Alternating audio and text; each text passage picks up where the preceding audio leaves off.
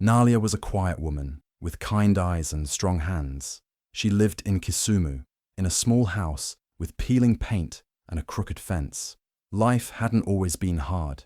Once, her husband Bakari had been charming, the kind of man who made her laugh and brought her mangoes from the market. But over time, something in him changed. Sweet words turned sharp. Smiles became fists. Now, Nalia walked on eggshells.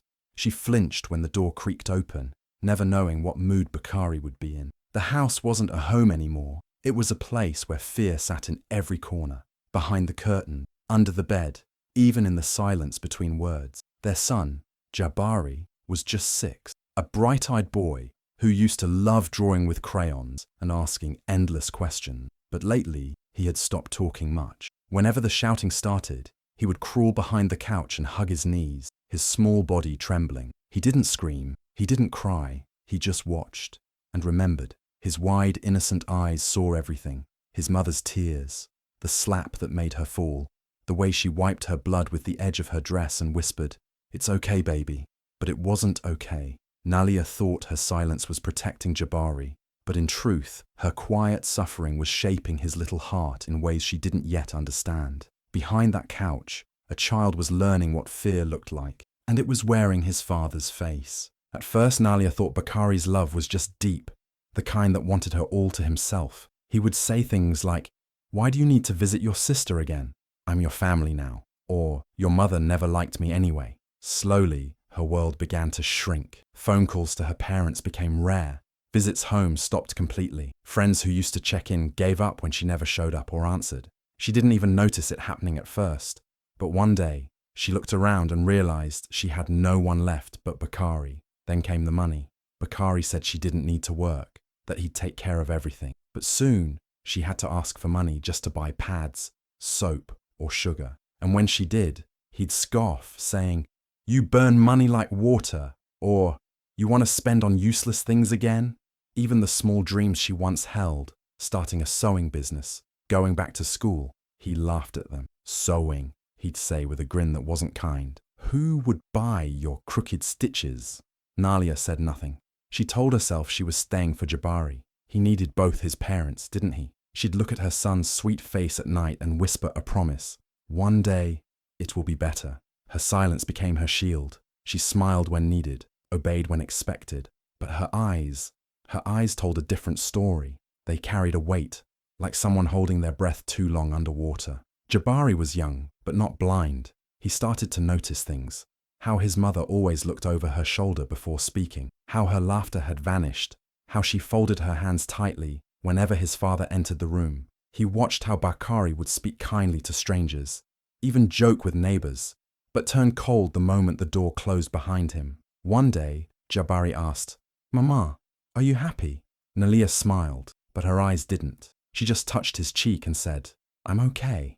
But Jabari felt something in his small chest twist. He didn't have the words yet, but deep inside, he knew love wasn't supposed to feel like fear. He noticed how other kids' fathers hugged them at school pickups, while his never came. He saw how other mothers laughed loudly, freely, while his mother's smiles were quiet and tired. He began to see the cracks in the picture he once believed was normal. And even though Nalia said nothing, Jabari began to understand. His father didn't love in the way love was meant to be. Not with kindness, not with softness, not with safety. What they lived with wasn't love. It was control dressed up in pretty lies. And the more he saw, the more he began to quietly, deeply resent the man who made his mother so small.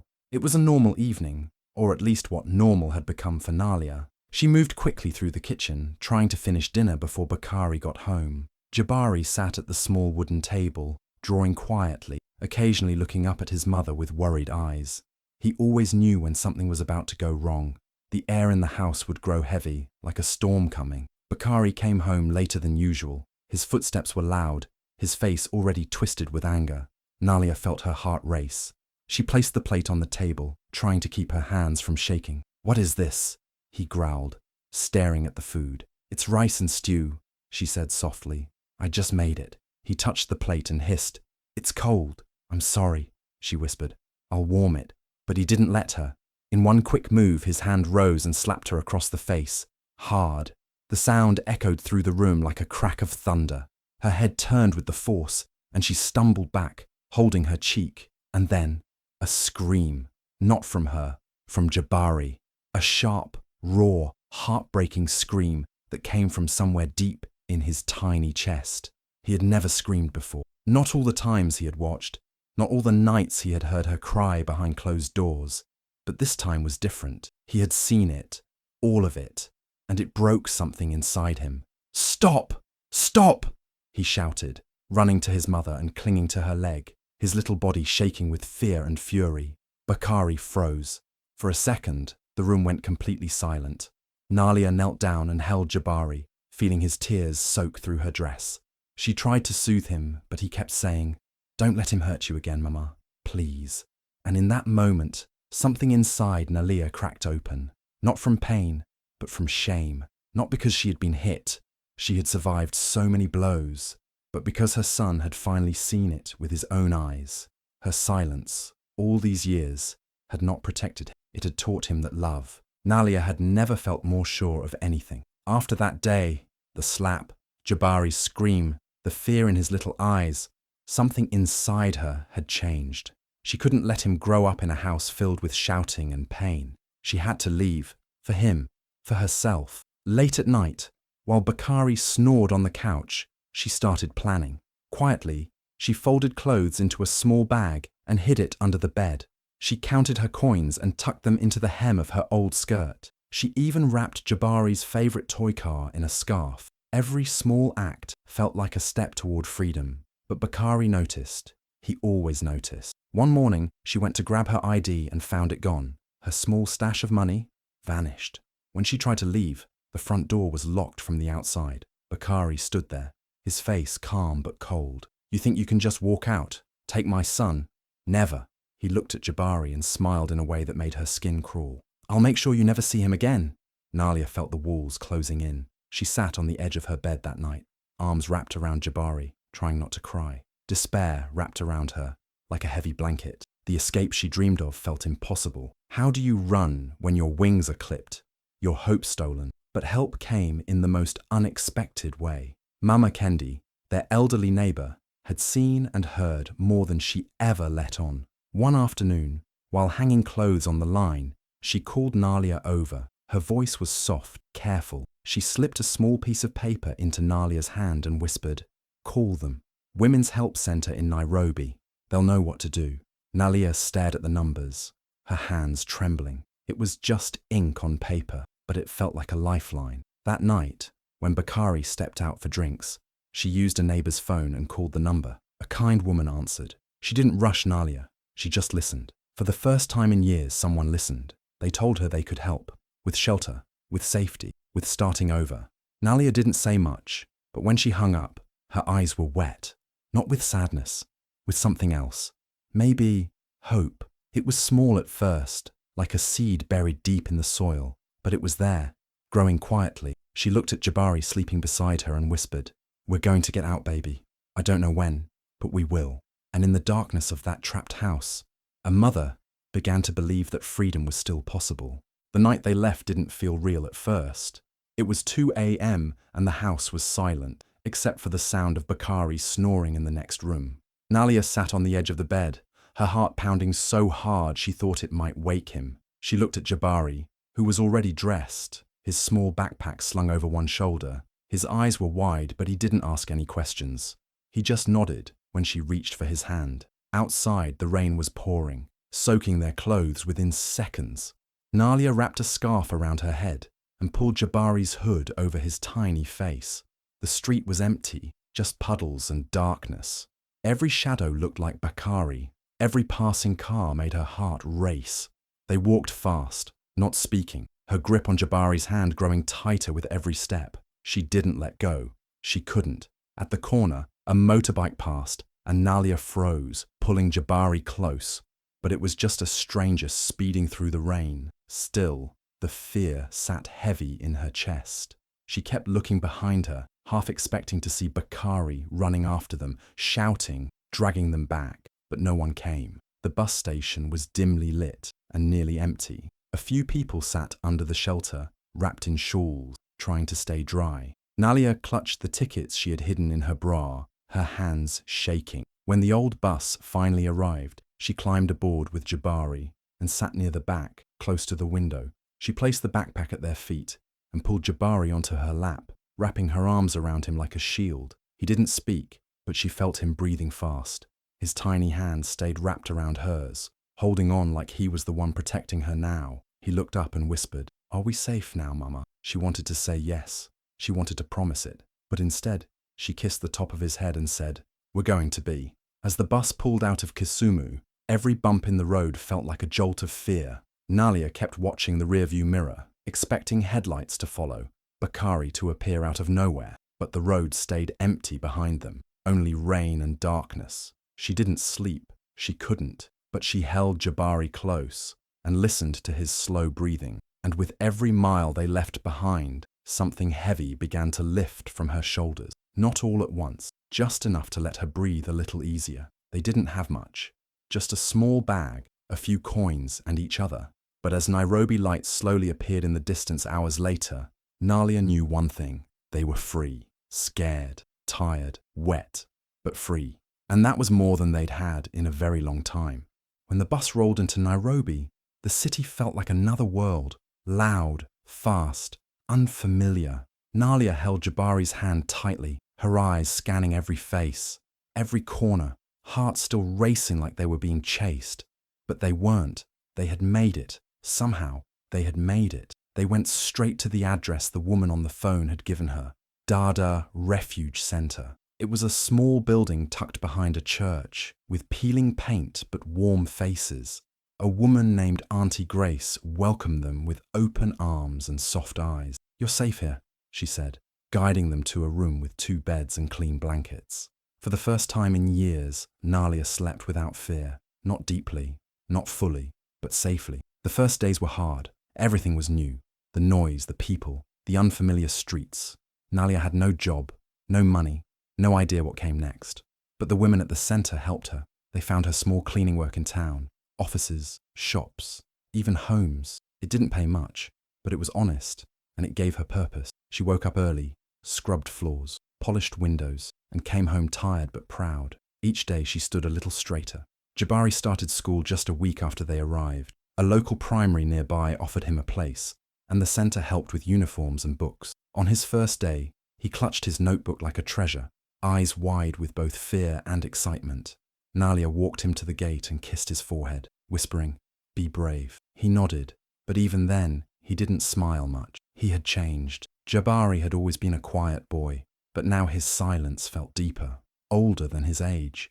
He watched everything. He never laughed loudly like other kids, and he always walked on the side closest to his mother, like he was shielding her. If anyone raised their voice near her, even a harmless joke, he would step in front of her, his small body tense, eyes fierce.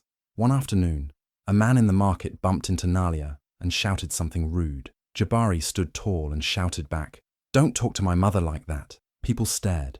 The man backed off. Nalia pulled her son close, heart full of pride and sadness. He was just a boy, but he had already become her protector. They didn't have much.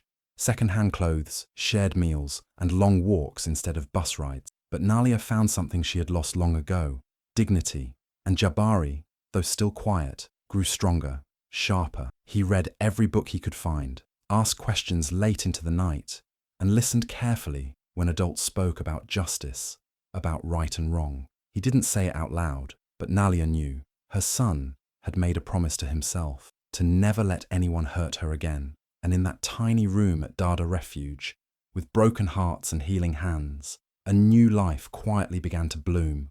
10 years had passed since that rainy night they escaped. Nairobi was no longer a place of fear. It had become their home, their fresh start. Nalia, once unsure and broken, now stood tall. She had hands rough from years of sewing, but they worked with pride. She now ran her own small tailoring business called Mama's Hands, tucked between a fruit shop and a kiosk on a busy street in Eastlands. People came from far just to have her stitch their clothes, not just because she was good, but because she was kind. She had saved every coin she could, bought her own sewing machine, and slowly turned her little corner into a shop full of bright fabrics, laughter, and hope. Nalia had found her voice. Not loud, but steady. When she looked in the mirror now, she didn't see a victim. She saw a survivor, a woman who had rebuilt herself thread by thread. And Jabari, he had grown into a tall, quiet young man with fire in his eyes. At 17, he walked with purpose, always holding his shoulders straight. He was sharp, top of his class, always reading, always questioning. He had just received a scholarship to study law. Nalia had cried when the letter came, all those years of pain, and now her son was going to become the very thing that once felt impossible, justice. Why law? Someone once asked him. He looked at his mother and said, because I want to make sure men like him don't walk free. He never said Bakari's name. He didn't need to. Their bond was unbreakable. You could see it in the way he walked her to the shop every morning, or the way he stood beside her when she was negotiating with customers. You could feel it in the way they laughed together, shared quiet tea in the evenings, and never went to bed angry. They weren't just mother and son. They were each other's strength. People in the neighborhood whispered, that boy would fight the whole world for his mother. And they were right. He didn't allow anyone to speak badly to her, and he respected women in a way that was rare for his age. He helped younger boys with homework, listened to aunties who needed help reading forms, and always spoke up when something felt unfair. He was different. He had seen too much too young, and instead of letting it break him, he used it as fuel. His pain became his power. Nalia watched him sometimes when he didn't notice, and her heart would ache, not with sadness, but with a fierce, quiet joy. She had left everything behind to give him a better life, and now, here he was, becoming something beautiful, something strong. She didn't just survive, she had raised a warrior. It was a warm Saturday afternoon, and the market was alive with colour and noise. Nalia walked beside Jabari, laughing softly as they bargained over tomatoes and mangoes. She carried a kitenji bag filled with fresh vegetables, while Jabari held a notebook under one arm, fresh from his weekend study group. It was just an ordinary day, until it wasn't. Nalia stopped at a fruit stand, asking the seller about the price of bananas. Jabari turned to look at some oranges. That's when he saw him, a man, slouched against a pole in the corner, wearing torn clothes and dusty shoes, eyes dull and tired. At first, Jabari didn't even recognize him, but then he did. Bakari, his father. Jabari's breath caught in his throat. For a moment he just stared. The man who once ruled their lives with fists and fear now looked nothing like the monster Jabari remembered. He was thin, sunburnt, older than his years. Life had not been kind to him. And yet, Jabari felt no pity, only a cold, tight knot in his chest. Bakari's eyes widened when he saw Nalia. He pushed off the wall and walked toward her, his voice rough. Nalia, he said, almost unsure. I just wanted to...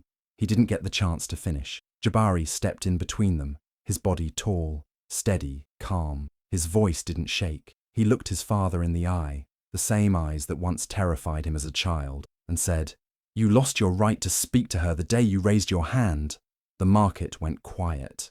For a second, no one moved. Then a woman near the avocado stall clapped. Slowly, others joined. A soft wave of applause spread through the crowd. Not loud, but strong. Bakari's face dropped. He looked around, shame washing over him.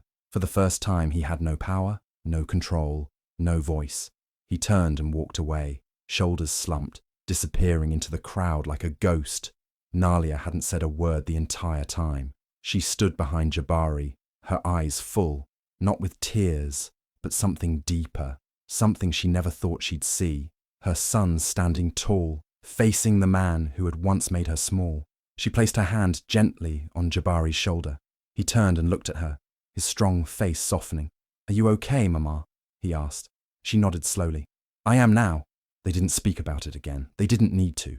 That moment said everything. The past was behind them. Broken, yes, but buried. What mattered now was that they had come full circle, not as victims, but as survivors. And in that busy, noisy market, filled with strangers and ripe fruit and city life, a mother and son stood side by side, unshaken, unbroken, and free. The courtroom was quiet, the kind of quiet that held power, not fear. Jabari stood at the front, wearing a sharp navy blue suit, papers in hand, voice steady. He wasn't the scared little boy, hiding behind a couch anymore. He was a man now, a lawyer, a public advocate, and one of the loudest voices fighting for women's rights in Nairobi. It had taken years of studying, late nights, setbacks, and fighting through moments where the pain from the past tried to drag him down. But Jabari never stopped. He had one mission: to make sure no woman would ever go through what his mother did without help, without a voice, without justice. He worked with women's shelters, police officers, lawmakers, anyone who would listen. He visited the same centers that once helped his mother, now as a mentor, not a client. He helped draft policies, guided survivors through court, and stood beside them when they were too scared to speak. One of his biggest victories came when he helped pass a powerful domestic violence reform bill in Nairobi. It pushed for faster legal action, protected survivors from being forced to return to their abusers, and gave better support through counseling and shelter. It was a huge step, not just on paper, but in people's lives. After the bill passed, a young reporter from a local news station asked to speak with him. She held out her microphone and asked, "Jabari, you fought so hard for this. Why does this matter to you so personally?" He looked straight at the camera, no hesitation. "Because I once watched my mother bleed in silence," he said. "I watched her wipe her tears before they even fell. I saw her shrink herself to survive, and no one helped her for a long time. So I promised myself, never again, not while I have a voice." His words hit deep. That clip went viral, not just because of the law, but because of the truth behind it. Thousands of women saw themselves in his story: mothers, daughters, sisters, survivors. Back home, Nalia watched the interview from her small living room, sewing machine beside her. Her hands stopped as she heard his voice. She didn't cry. She just closed her eyes and let the pride wash over her. Her son, the boy she once carried through rain and fear, had become something bigger than she ever imagined. Later that evening, Jabari came home with takeout and his usual smile. "I saw your face on TV," Nalia said, smirking. He laughed, sitting beside her. "I hope I didn't embarrass you." She touched his cheek gently. "You didn't. You honored me." In that quiet moment, there were no spotlights or speeches, just a mother and her son who had walked through hell together and turned their pain into power. Justice wasn't just served, it was earned. Cold, yes, but healing. The sun was soft that morning, casting a golden glow on the quiet Nairobi street. Nalia stood outside a new shop, her shop. The windows were clear, the fabrics inside neatly folded in bright, welcoming colors. It smelled of fresh paint and new beginnings. She had worked years for this, stitching clothes by hand, saving every coin, taking no shortcuts. And now, finally, her dreams stood in front of her. Not big, not fancy, but hers. She wiped her hands on her dress, trying to hide how nervous she was. Jabari had asked her to wait before opening the door. He was inside, setting something up.